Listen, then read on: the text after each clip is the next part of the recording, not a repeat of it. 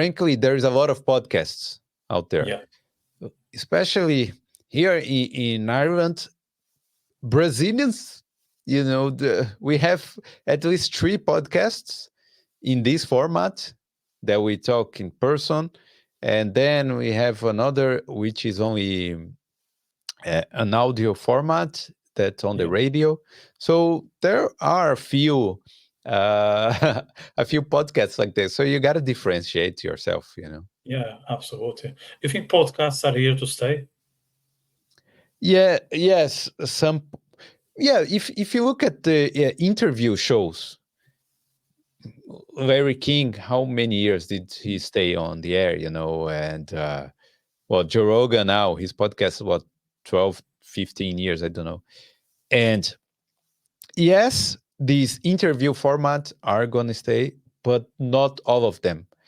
I think some people will get tired of them, uh, uh, of producing them, because as you said, it's a lot of So, work. so the podcasters will give up. It won't be the audience who will walk away. Yes, there will always be room for interview shows. Mm. And, well, at least I think so. But, and some people like to, it's kind of a niche as well. Some people like to have these in-depth conversations. Yeah. Uh, so let's say Lex Friedman interviewed Jeff Bezos, and some people will want to learn his story and how he comes up with the ideas and everything, Mm. and we'll put it on TV and watch there sitting, Yeah. having a tea and watching that show. But others will just want a TikTok clip, Yeah. and that's it. They are comfortable and they are satisfied with that. Mm. And so I think, yes, there will be some, uh, and I think podcasts will be even more important now. Especially with all these politicians participating in the Yeah. podcasts and in the American elections now, probably they Yeah. will be even more important.